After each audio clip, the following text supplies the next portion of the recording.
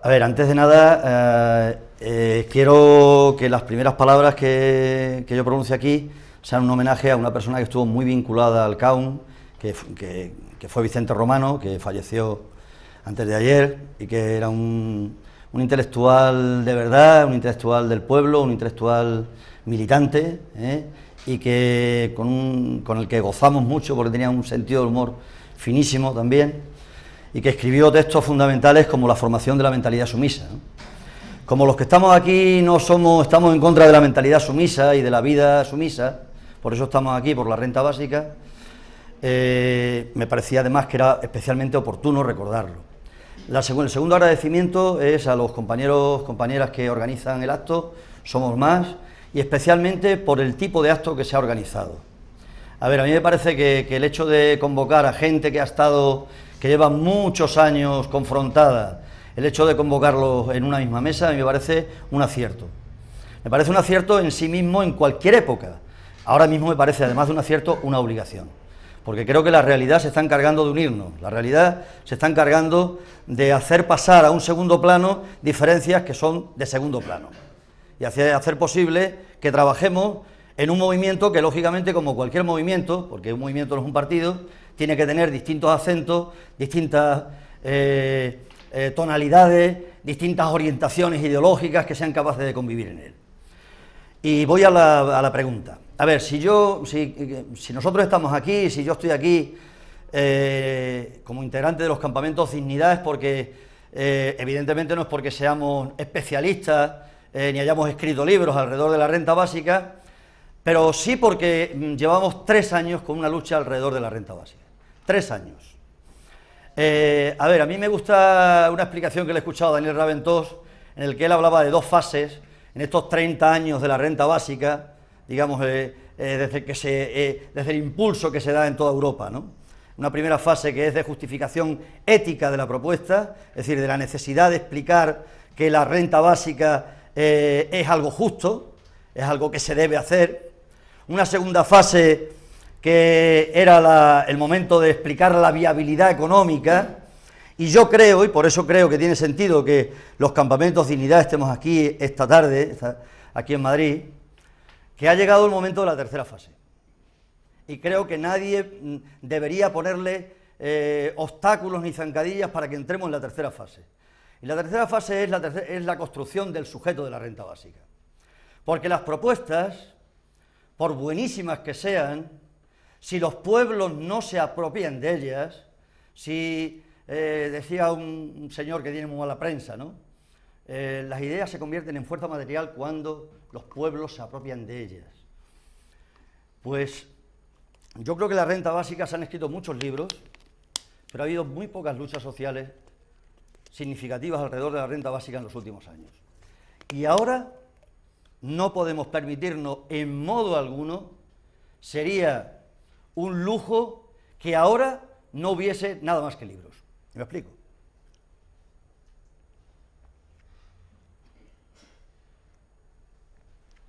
Mirad, nosotros pusimos en marcha una ILP por la renta básica con las características que aquí se define la renta básica, aquí en todos lados, porque hasta la gente de Extremadura, como los niños y los catedráticos, sabemos lo que es la renta básica, y sabemos que se caracteriza por su universalidad, por su individualidad y por su incondicionalidad. Lo que pasa es que las luchas sociales tienen la dinámica que tienen, y el poder trata de robarnos todos los días las palabras, y Franco montó una cosa que se llamaba el Instituto de Reforma y Desarrollo Agrario, de reforma agraria, porque trataba de arrancar lo que era el sueño histórico, trataba de arrancar de la memoria de la gente el sueño histórico de la reforma agraria. No tenemos la culpa nosotros de que le hayan llamado renta básica algo que es una renta mínima de inserción, pero la lucha nuestra desde hace 3 años es una lucha por la renta básica. Cosa distinta es que seamos tan displicentes, que nos quitemos de en medio las luchas del pueblo, las luchas de la gente, porque sus resultados son pequeños. ¿Os parece que hiciéramos lo mismo con la lucha de la plataforma de afectados de las hipotecas? Los compañeros de La Paz dicen que han parado 5.000 desahucios. En España ha habido 400.000 desahucios en los últimos 5 años. ¿Creéis que es lógico que que hiciéramos una crítica desmesurada, por ejemplo, de una de las principales movimientos del 15M para acá, como es la plataforma de afectados de las hipotecas, que ha supuesto un proceso de empoderamiento enorme de miles de personas en este país, por sus resultados?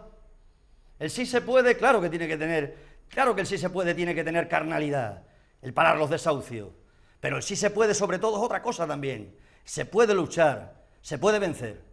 Y nosotros, con toda la humildad que se quiera, hemos construido también un pequeño sí se puede de los parados y paradas en Extremadura. Y creo que hay que estudiarlo. Y creo que hay que tener la humildad, todo el mundo también, de estudiar las luchas. Porque si no, sencillamente no se entiende. No se entienden las cosas. Mirad, nosotros empezamos a montar la ILP de la renta básica, como digo, hace 3 años. Reunimos 48.000 firmas a favor de aquella ILP. Lo que equivale a nivel del Estado a 2,5 millones de firmas, imaginaros. Y lo hicimos en la puerta de las oficinas de empleo. El 80 al 90% de esas firmas no se recogieron en la sede de ningún partido, de ningún sindicato, sino sobre todo en las puertas de las oficinas de empleo y en las puertas de las movilizaciones sociales que iba habiendo, al calor de las mareas, etcétera, etcétera. Allí nació la ILP de la renta básica. ¿Y qué ocurrió? Ocurrió que de aquella idea de la renta básica salieron otro montón de cerezas. ¿Sabéis? Os pongo un ejemplo. El viernes de la semana pasada, el Campamento Dignidad de Mérida organizaba un desayuno en un colegio para exigirle la apertura de los comedores escolares en el verano, que el año pasado conseguimos que se abriera en 8 ciudades de Extremadura. Los compañeros de Almendralejo el sábado organizaban unas jornadas en la Corrala Solidaridad, 16 familias que han ocupado un edificio del Sareb, con la asistencia de Rafa Mayoral, los compañeros del Campamento Dignidad, de la acampada Dignidad de Almendralejo. Los compañeros del Campamento Dignidad de Badajoz están parando desahucios de viviendas sociales. ¿Y todo eso de dónde nació? Nació del impulso de la renta básica. Y si tengo tiempo me gustaría explicarlo. Me gustaría, no quiero, evidentemente quiero respetar escrupulosamente los tiempos. 8 minutos más me queda, es que como he puesto aquí el tel, me había más asustado, porque había puesto aquí el...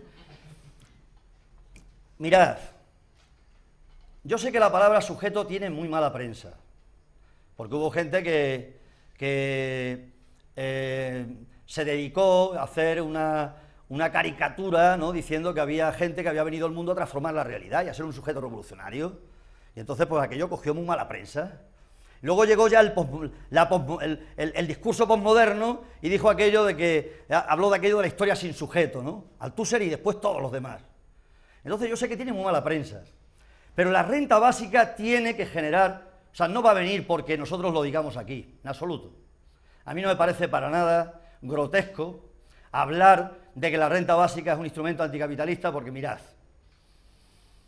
la renta básica atenta contra algo fundamental sin lo que no puede funcionar el capitalismo, que es el mercado de trabajo. Un señor como Karl Polanyi, marxista a su pesar, como me gusta decir a mí, lo explicó muy bien. Explicó muy bien cómo el capitalismo necesita convertir en mercancía la tierra y el propio trabajo para funcionar, y cómo aquella experiencia del ¿cómo se dice?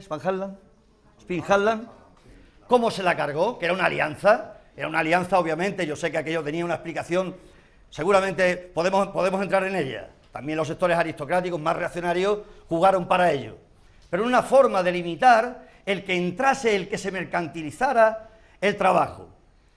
Bueno, no me quiero ir a ese sitio, quiero quedarme en lo del sujeto. Mirad, ¿a quién le interesa sobre todo la renta básica? ¿Va a pelear por la renta básica ese 10% que dice, con números muy bien echados y muy rigurosos, Daniel Raventós, que va a tener que poner dinero? ¿Va a pelear por la renta básica? ¿Va a pelear por la renta básica el otro 15%, otro 10% que le salen las cuentas neutras?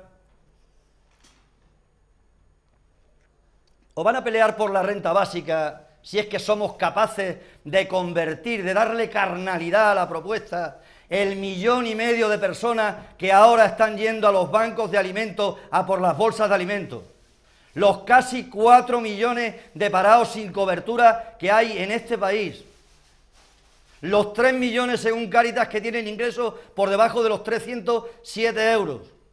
Y así podíamos seguir toda la tarde.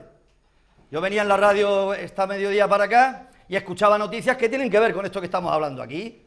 Porque no estamos hablando de la renta básica en Noruega en el año 2028. Estamos hablando de poner en pie este proyecto en este Estado español en el año 2014. Y contaba, por ejemplo, la radio cómo ha aumentado el número de separaciones y divorcios en un 11% en el primer trimestre. Algo completamente desproporcionado en años anteriores. Claro que tiene que ver, o no tiene que ver con la situación de miseria. Aquello que decía el viejo refrán. Cuando la miseria entra por la puerta, el amor sale por la ventana.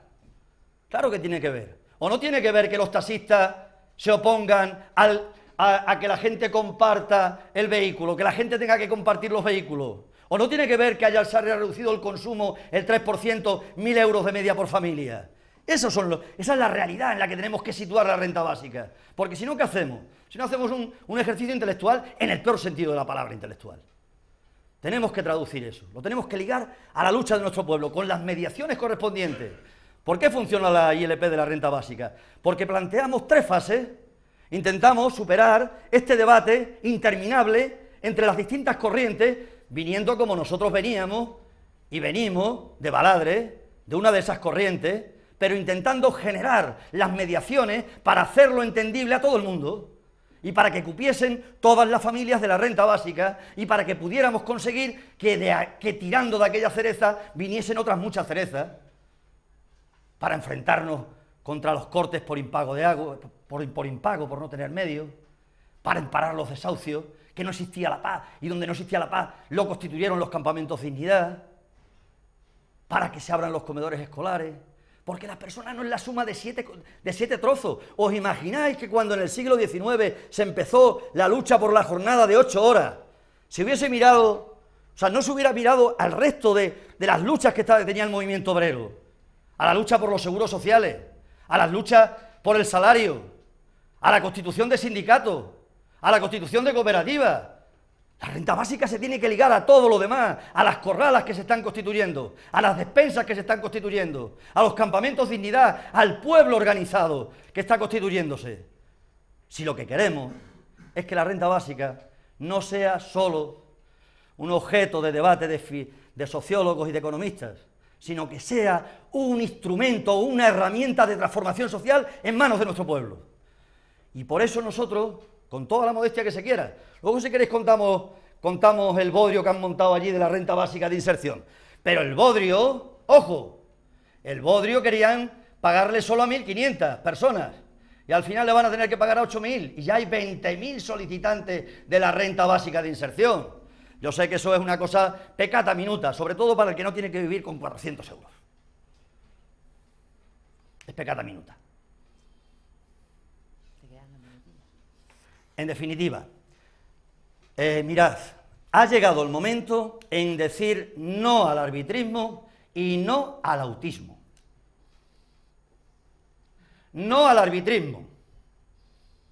No a que todo tiene que encajar en un modelo, porque estamos hablando de un proceso. Un sujeto es un proceso.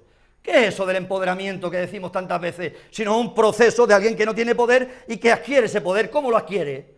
Pues lo adquiere junto con otro, peleando con otro, reflexionando con otro, haciendo aquello que decía el historiador inglés Thompson, aquello que decía, ¿no?, reflexionando colectivamente sobre su experiencia de explotación y de lucha. Claro, pues ese es el proceso en el que ahora tenemos que conseguir que entre la renta básica, que tenga que ver con el transporte público de los parados, que tenga que ver con la pobreza energética, que tenga que ver con todo eso. Y entonces se entenderá la renta básica. Y entonces habrá otra mucha gente, y entonces conseguiremos que ocurra lo que ocurre en las buenas coplas. Y es que las coplas, como decía el poeta, no me acuerdo cómo lo decía de una manera muy bonita, el Manuel Machado, pero el Manuel, decía aquello de que las coplas son coplas cuando no se sabe quién las escribió. Cuando la gente no sepa que la escribió Raventós, ni que la escribió José Iglesias, ni que la escribió Ramiro Pinto. Entonces, cuando las coplas de verdad.